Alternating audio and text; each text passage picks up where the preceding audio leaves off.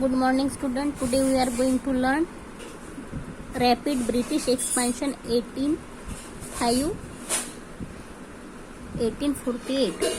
This period experienced a rapid expansion of British territories in India as well as abroad, claiming paramountcy. Lord Hastings 1813-1823 became the Governor General and initiated the new political of paramountcy. Under this policy, the British claimed that the authority of the company over the Indian subcontinent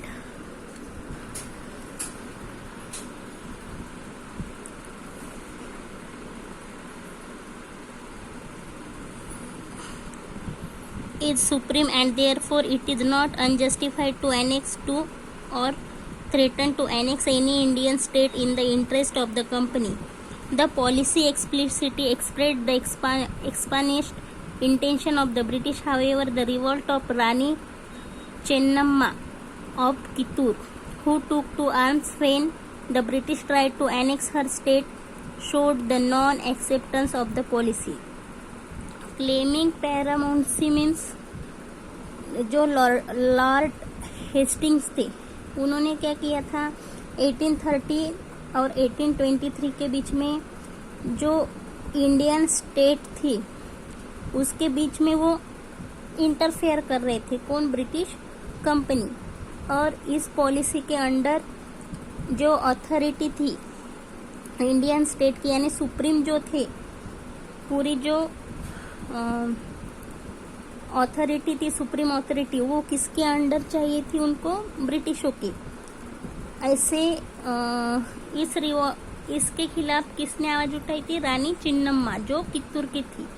then Afghanistan and Sindh in the 1830 the British started interfering in the Afghanistan internal affairs as they thought Russia might expand across Asia and attack India Afghanistan. This insecurity resulted into Anglo-Afghan wars between 1838 and 1842. The British failed to establish direct control over Afghanistan due to very strong resistance. However, they annexed Sindh in 1843. Afghanistan जो reason था उसको भी acquired करने के लिए ब्रिटिशों ने interfere किया था। कब, 1830 में। और Russia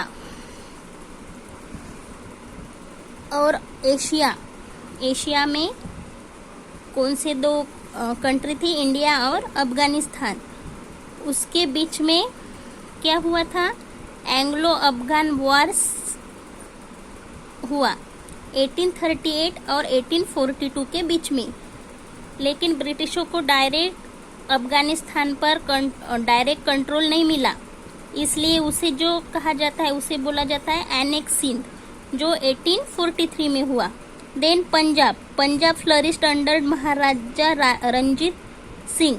He kept Punjab free from the clutches of the British through diplomacy and by maintaining a strong army on European lines. In 1839, Maharaja Ranjit Singh died. After his death, there was chaos and the British began to interfere in the affairs of Punjab. This led to two Anglo-Sikh wars, 1845 and 1849. Sikhs were defeated. The British under Lord Dalhousie annexed Punjab in 1849. Punjab में महाराजा रंजीत सिंह जब ruler थे तब वहाँ का तब पंजाब जो kingdom था वो बहुत स्ट्रांग था, लेकिन उनकी आर्मी भी बहुत स्ट्रांग थी। लेकिन जब महाराजा रंजीत सिंह की डेथ हुई 1839 में, उसके बाद वहाँ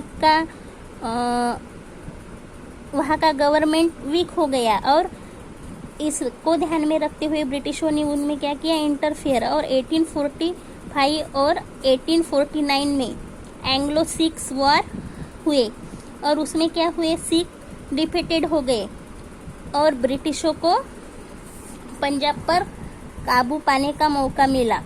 पंजाब कब एक्वायर किया ब्रिटिशों ने, 1849 में। Then British expansion under Lord Dalhousie 1848-56 doctrine of lapse. ब्रिटिशों ने एक नई पॉलिसी निकाली, किसके अंडर लॉर्ड डलहौसी, और उसे क्या बोला जाता था? Doctrine of lapse.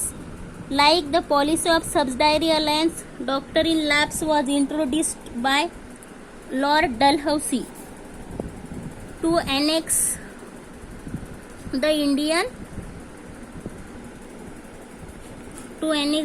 states. According to the lapse of dependent state would passes hands if the ruler died without a natural male heir, did not recognize the right of adopted children to inherit the throne. Satara 1848, Sambalpur 1850, Udaipur 1852, Nagpur 1853 and Jhansi 1854 were all annexed under this policy. Doctrine lapse के under क्या होता था? अगर एखादे state का, Indian state का state के ruler की डेथ अगर हो गई तो उसके जो सत्ता थी वो उसके वारिस यानी हेयर के पास जाती थी. लेकिन अगर किसी को अगर खुद का वारिस नहीं रहा यानी सन या डॉटर नहीं रही तो वो किसको, अगर उन्होंने एडॉप्टेड लिया एक आधा बच्चा तो वो क्या होता था? ब्रिटिशों के अंडर जाती थी. ऐसे ही कौन कौन से स्टेट गए? सातारा, संबलपुर, उदयपुर, नागपुर और Jhansi.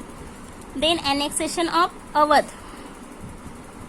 In 1856, Awadh was annexed by Lord Dalhousie on the pretext of misgovernance. The ruler of Awadh, Wajid Ali Shah, was deposed, and this enraged the people of Awadh. They joined the Great Revolt of 1857, about which you will read in the next chapter. Then Awadh भी 1856 में doctrine lapse के Loops policy के under Lord Dalhousie ने अवध को भी acquired कर लिया था. ऐसे ही इंडिया के जो स्टेट थे वो ब्रिटिशों के अंडर गए थे.